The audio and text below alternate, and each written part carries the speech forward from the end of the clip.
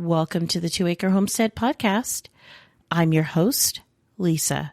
And on today's episode, we're going to be talking about avoiding burnout by not micromanaging your homestead.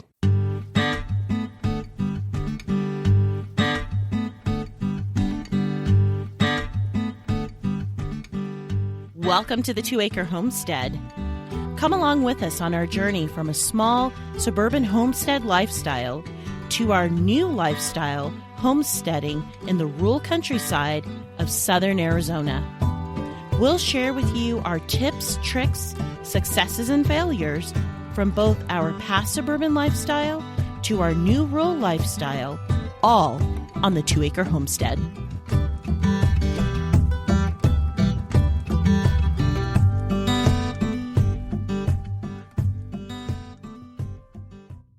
Welcome, everybody. So happy to have you listening to us.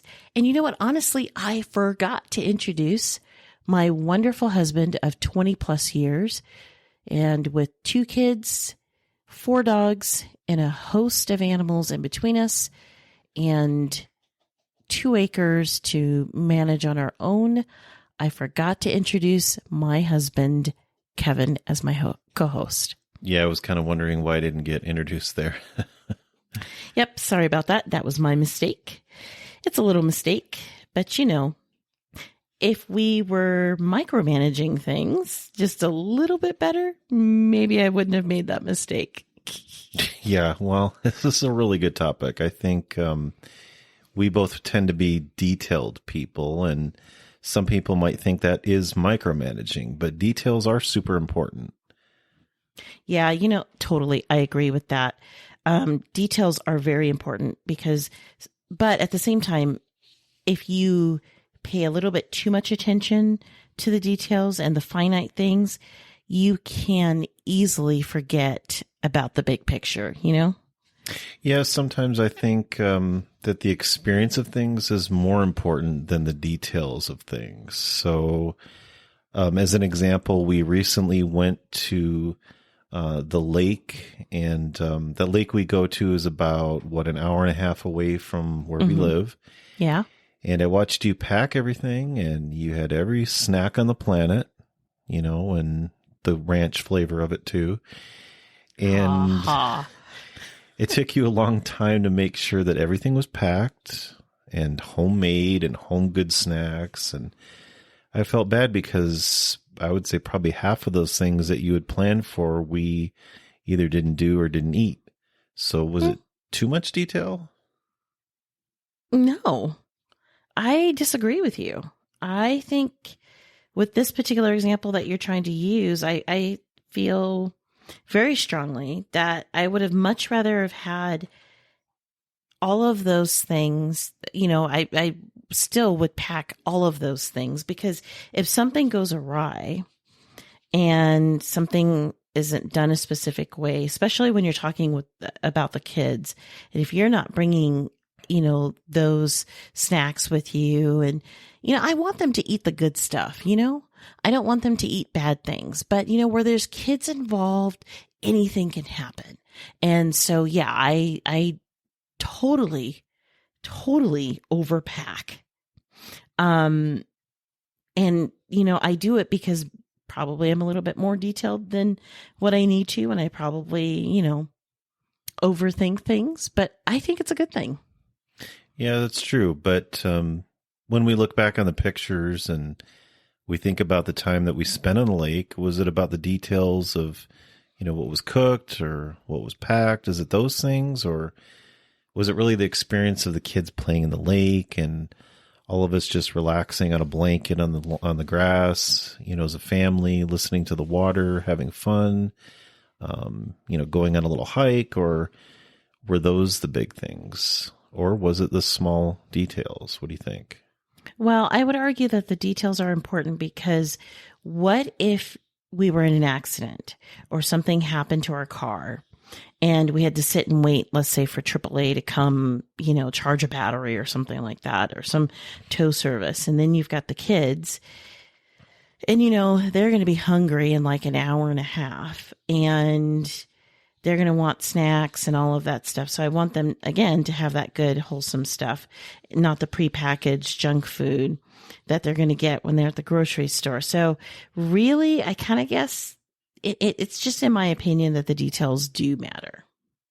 Yeah. So I guess at the end of the day, it really, I guess it would depend on the situation, doesn't it? You know, I think I did this to you on purpose because I wanted to illustrate the point that it's good to be detailed, but micromanaging isn't the same, right? So, you're setting us up. Mm-hmm. Well, you know, I can be sneaky, right? You know, all too often, I think people get mixed up with a person who micromanages rather than a person who's detail oriented. For example, a micromanager is going to be detail oriented, but a detail oriented person may not necessarily micromanage. And I know I've worked for people like that. You know, I used to joke that somebody was looking over my shoulder trying to see if I had dirt under my nails, and you know. And you're a programmer by trade, I'm a programmer, so you know, yeah.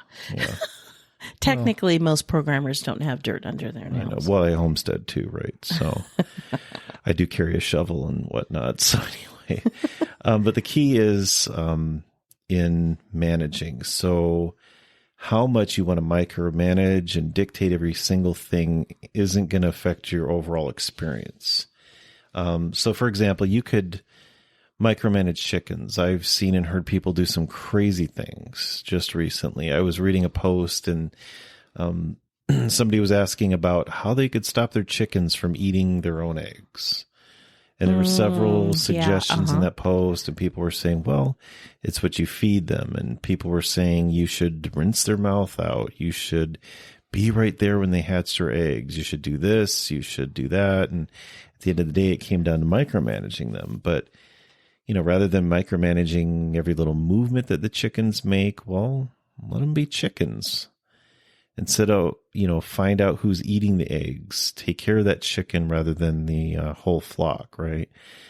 Better yet, why not manage your situation to where your chickens aren't learning that they can eat their own eggs? So, you know, don't drop it on the ground accidentally or purposefully, right? Because then they'll say, oh, and then they'll just jump over and they're going to eat it. But, you know, so that's the best thing you can do. So sometimes it means you might need to get an entirely new flock, or maybe consider feeding them something different, but you don't want to be out there every hour trying to collect eggs and rinse the chicken's mouths out. What do you use? Mouthwash? I don't know. You know, all this other kind of stuff. Because do they have chicken mouthwash? And who rinses out? This episode's sponsored by Chicken Wash. I don't know. I saw that post, by the way. I saw that same post and I read that. Somebody said, rinse their mouth out. And I'm like, who stands there and rinses out the mouth of a chicken? And what does that accomplish? I don't know. But I don't know. And some people have cameras in their coops and whatnot. And I suppose you could do that. But I mean, I'd be more concerned about, I don't know, cameras on my house for people that are trying to break in maybe or something. But anyway. Well, okay, but wait, that post that you saw, I later read, I don't know if you saw this, but later on they figured out that it was a Gila monster actually that was eating the eggs. And that's who was getting the eggs. It wasn't the chickens themselves, but I like what you're saying. I mean, you know, you can't be out there. I think there was like a ton of people who kept saying you should go out there every hour on the hour and collect the eggs. And I'm like, who has time? That's totally killing the joy of homesteading when you drill things down to that level. I mean, You're just, you know, the expression killjoy. I mean, that's too much micromanaging. Right. So, I mean, but the thing is, so if you have a problem, you want to manage, but you don't want to micromanage. You don't want to be out there every single hour, or, you know, you're going to kill yourself. You got other things to do too, right? So, yeah, that's overkill.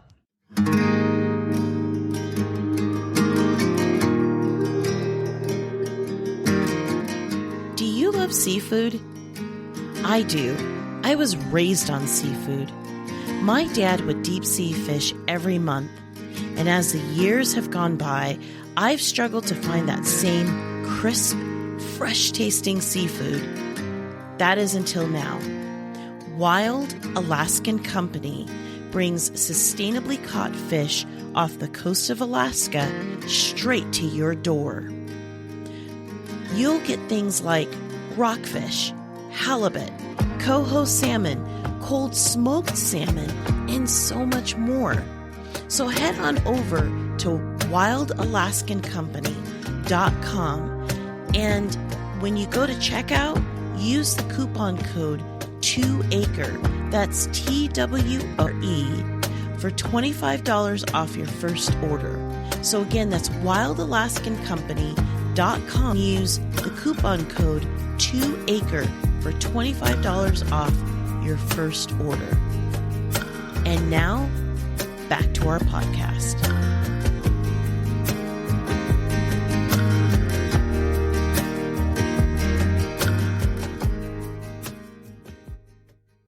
Yeah, totally. I was also thinking about it from the aspect of our children. Now that we're parents, we're not masters at parenting. Our children are very young, so we still have loads more to learn. But, I was thinking about it from the aspect of raising children. And when you raise children, there's this thing called helicopter parenting. And, helicopter parenting is basically watching over every single thing that the child does. You never leave the child to explore the world on their own. And actually, for the sake of this topic, I want to read to you what the actual dictionary says micromanaging is. It says to control every part, however small, of an activity. So controlling every single part of an activity. And when you think about that with children, when you're micromanaging them, or any animal on your homestead or anything on your homestead, your garden, when you're micromanaging and you're trying to control every single part. For example, with kids, they don't get a chance to explore. I don't know about you, but I know when I look back on my childhood, some of my fondest memories of being outside and having fun, my parents weren't there. Now, granted, you and I grew up at a different time. Things were relatively a little bit more safe than they are today. But, my point is that by micromanaging them, you're controlling, and that's the key word, control. How much control are you trying to exert? Let your kids explore. Let them be who they are. Let them go outside and see what's outside. Certainly make sure that they're safe. Make sure that nobody is going to abduct them. Make sure that, like for us, we live here in the state of Arizona. Make sure nothing is going to attack, eat, sting, or bite them. But, you can't control everything. And if you do, you kind of might be taking away some of the fun that they can have by exploring the world that they're in. And it's the same thing with the animals too. If you're controlling every single thing, then you're kind of taking away what is it Joel Salatin says, the chickenness, of the chicken and the pigness of the pig. They are what they are. They are their type of animals, and you need to let them be and do what they're put here on this earth to do. And trying to control every single behavior and everything that they do, it's just, you're going to run yourself ragged trying to control it. Yeah, and that's the thing. We want to manage our homesteads, but, we want to manage our families and our homesteads, our family life, but we don't want to manage it to the point that no one can make a decision without you, right? Mm-hmm. So when we think about it, our Heavenly Father gives us free will. We see that when we read the Bible, and we have the ability to choose a lot of different things, where we want to live, how we want to live, whether it's good or bad. It's really a choice for you and your family.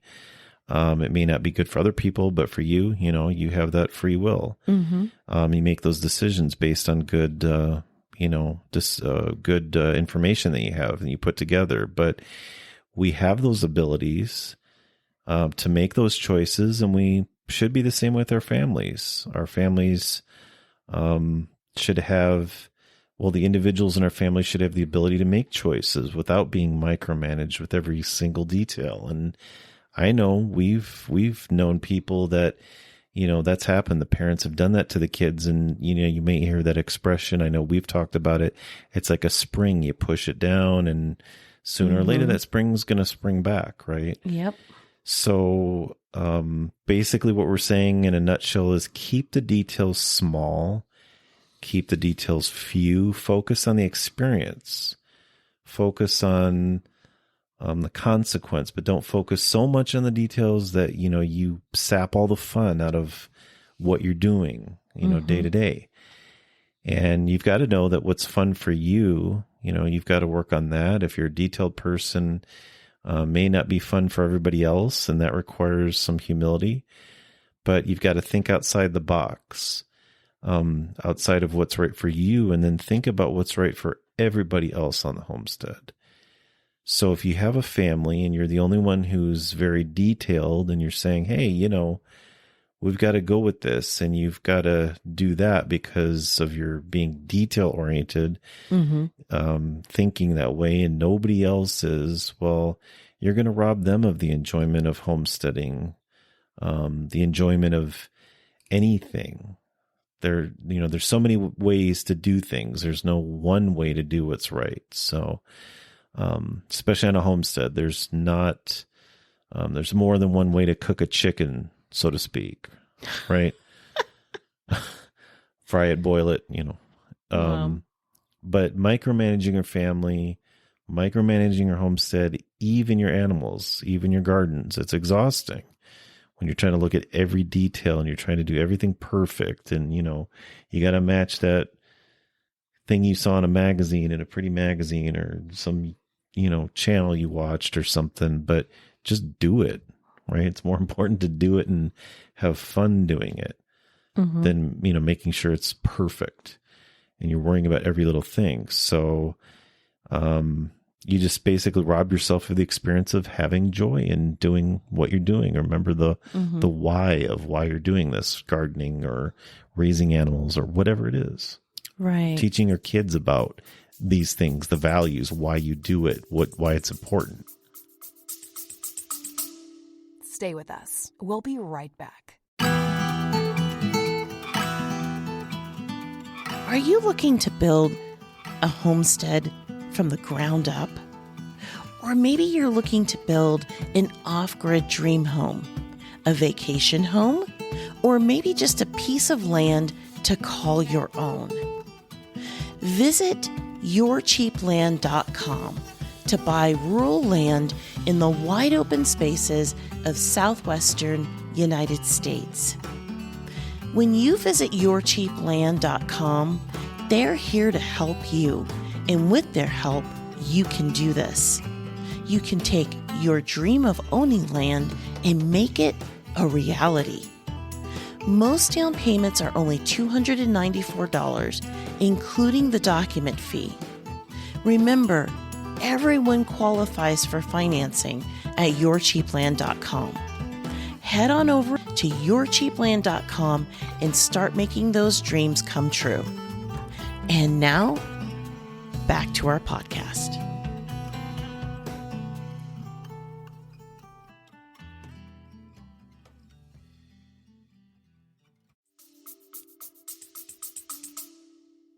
And I have to say, honestly, by nature, I am a detailed person.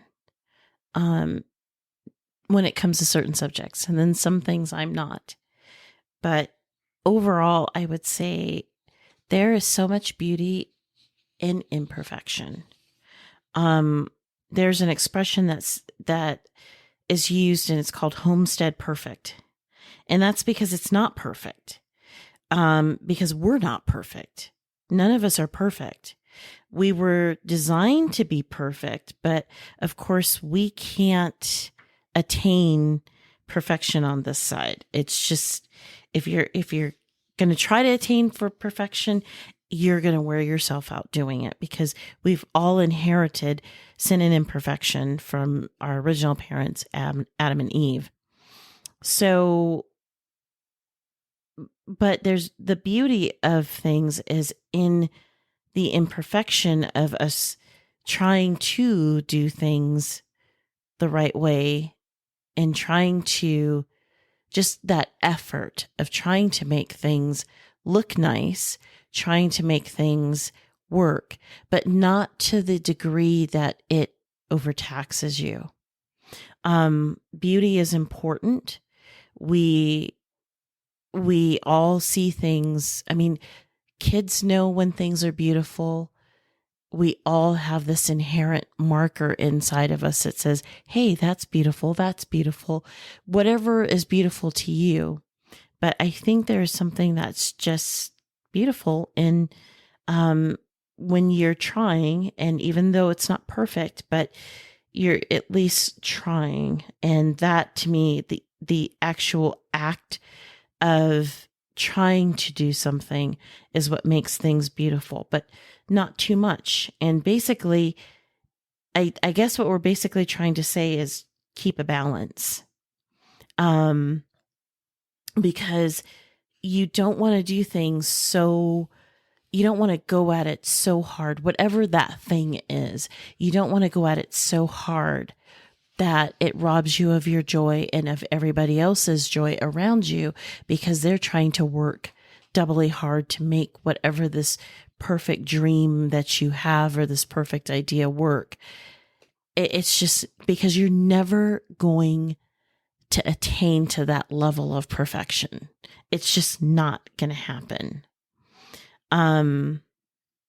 The other thing I would say as well is when you are trying to rally the troops, so to speak, in your homestead, and you're trying to get everybody, to work towards this goal of whatever these details are, and you're barking orders, so to speak, to everybody, and you didn't do this right, and you didn't do that right, and this detail here needs to be wrapped up like this because I want this to go with this, and this goes here and that goes there. You're doing all of the micromanaging. It's hard for the people who are trying to help you, to help support you. It's hard for them because you're creating a sense of, it's almost like a mandatory thing. It's like I have to do it this way. You're robbing, sorry, excuse our dog. You're robbing your family. You're robbing other people of their creativity. By saying, hey, this is the idea that I have. Like, for example, I want to have arched pathways. Well, I may want to use cattle panel, but somebody else on the homestead may want to use some other sort of, maybe they want to, they think it's a good idea to use art, I don't know, some sort of artwork, or I don't know, something else. I can't even think of anything else, but some sort of arbor or something like that. And, but when you're like, no, I want it to be just like this. And I want the cattle panels to be just so, and I want the zip ties. I don't want to use zip ties. I want to use baling wire, and I want to, like, if you're going into all of these details, well, then nobody else can come up with any ideas because you've got all these details. So now no one else has the ability to be creative and say, hey, what if we didn't use cattle panel? What if we use some sort of wooden arbor or wooden trellis system? Because like for you, Kevin, I like woodworking. So couldn't I, express myself, take your idea and go with something that I'm skilled at. And then by doing it that way, you can sharpen your skills and I get what I want or something similar. You have to remember that when you're on a homestead and you're working with your family, you're working with multiple people who have ideas. And the whole idea is you want everybody to have input. You want that homestead to be you want your homestead to be the family's homestead and not mom's micromanaged, detail-oriented homestead or dad's detail-oriented homestead or whatever. You want it to be your family's homestead. And that means allowing everyone to have ideas, allowing everybody to bring ideas to the table and implement those ideas without micromanaging. And if you have that tendency, take a step back, be quiet, let everybody else have the input. And maybe you can be detailed on one aspect of the project, but not the entire project, so that everybody has a say-so in it. And that's how you build good, strong relationships on your homestead, by taking yourself out of the equation, your detail-orientedness out of the equation. Put your detail-orientedness into something else, but, let the family projects be just that, the family projects. Yeah, I think that's good. And it sounds like, listening to what you've been saying too is you don't want to dictate mandatory fun, right? You want to have fun doing this, but you don't want to take the joy out of it. So, we want to think about, why is it that we're homesteading? Each of us, why am I homesteading? Why are you homesteading? Not because we have to, nobody's taking our arm and twisting it back behind our back. Right. And, you got to realize that, you want a homestead because you enjoy it. It makes you, it gives you exercise, you enjoy it, provides good food for your family. Nobody's forcing you to do it. Don't set yourself up for, hey, I'm doing this because, I've got to get this done and I've got, a list of things. Think about the pleasure that it brings you. You get up early before all the hustle and bustle. You get to enjoy cooler weather, the elements and so on.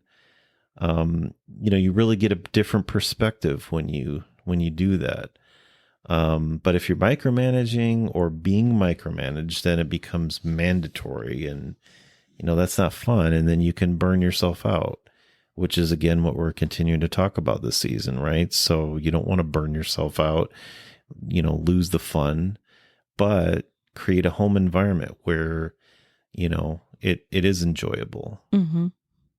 So, I was just thinking, we never ask the question. We normally start off asking, so what's been on your radar this week? And somehow we just got right into this topic, huh? Yeah, we sure did. That's absolutely crazy. But anyway, switching gears here. What has been on my radar? Well, for those of you that don't know, I've started blogging again. And I say again because we recently had our website redone. So we have a kind of a newer website, newer look. So if you go to the 2acrehomestead.com, you'll see it. But one thing that I had removed at the time was blogging. I figured, I don't really need to do anything with it, blah, blah, blah. And I've really been doing a lot of soul searching. I've had so many requests, either from YouTube, from my Substack, or I should say our Substack, and just a lot of feedback from people asking for more cooking recipes, especially cooking what we harvest. And so I thought the best way for me to entertain that would be for right now to do recipes on our blog. So I reinstated the blog, and bear with me because it does take me time. I'm a from scratch cook. I've been cooking from scratch since a while now. And a lot of the recipes I'm at a point where I just know how to do them. I never stop to measure and pay attention to how much of something I put in. So, I do have some recipes that I'm coming out with. I've got a lot more that's coming. So I've really been busy with that. Just really paying attention to how I cook, writing everything down, taking pictures. And I'm like, whoa, but it's really a good feeling to do this. And it's really, I'm so inspired to share more recipes, especially homestead recipes. That's all I'm going to be sharing is, recipes based on the things that we grow here on our homestead. So, that I have been really busy with. And of course, preserving the harvest. So that's what I've been up to. Now, what has been on your radar? I've asked for help. I was thinking about that because our last episode, and I think I even put this in the show notes, is don't be afraid to ask for help. It's been a year. There's been some things, some challenges, and had some good intentions on getting some things done on the exterior of the house, some maintenance and whatnot. So put together a list of a few things and, hired some help to get some of those things done. And then what happens? Somebody broke a window, so it added more to the list. But anyway, it happens. The roofer it happens. The it's window. Fine. He's, I forgave him. It's fine. In fact, I even asked him to come back out to do some more work, but that's fine. Things happen. So, but that's been good. That's actually relieved some stress. So I don't, because honestly, I look at it and say, I should have had this done, a few months ago or whatnot. But, anyway, that's what I've been doing. So, well, I'm glad that the roof is done or is getting done or pretty much done actually, because we are dead set and finally our monsoon season. Mm-hmm. It's here finally. Yep. Even as a matter of fact, even as we're recording, I'm hearing thunder in the background. Mm-hmm. And actually, we had some hail tonight, which was crazy. Oh my goodness! Good size hail too. It was marble size. Maybe marble size. Yeah. Well, the second go around was marble size. Yeah, and just probably 3 weeks ago, because we're recording basically end of July 2023. Just a few weeks ago, I was reading, by July 20th we may get rain, but this was, I think, I would say the heaviest rain that we had, and of course some hail with it. So we're seeing some more green out in the field and so on, and having to keep up on cutting the grass a little bit more now because the natural rain, nothing beats that. You can't, the sprinklers aren't going to, give you the same growth and whatnot. But anyway. Yeah. Well, that is what's going on with us here on our homestead. So it's good to have you guys here listening in. Be sure to sign up on our website for our Substack. That's where we post our weekly newsletter. And we have a new format over there for our Substack and our newsletter.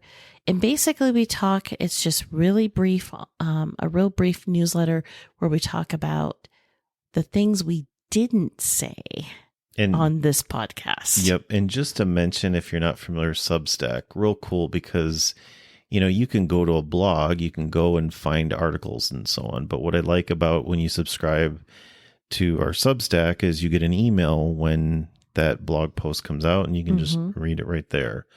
And if you ever have any questions, just go to the show notes for the episode you're listening to, the one you're listening to right now. Most people use Apple Podcasts or Spotify when they listen to us, but we're on all the major stuff like Amazon Music and, iHeartRadio and all this other stuff. But anyway, you'll see it in the show notes. So if you ever have a question, just go right to the show notes and you'll see it right there. Right. So, and, like I said, sign up for the newsletter. It's easy breezy. We keep your information ultra private, and we do not spam you or anything like that. If you go over to our website, the2acrehomestead.com, scroll all the way down to the bottom, sign up for the newsletter, and you'll get the latest happenings, things that are going on here on our homestead, and things, like I said, that we didn't say here on our podcast. So that's it from all of us here on our homestead. So from all of us here to all of you, wherever you are in the world, happy homesteading. And stay safe out there. Bye.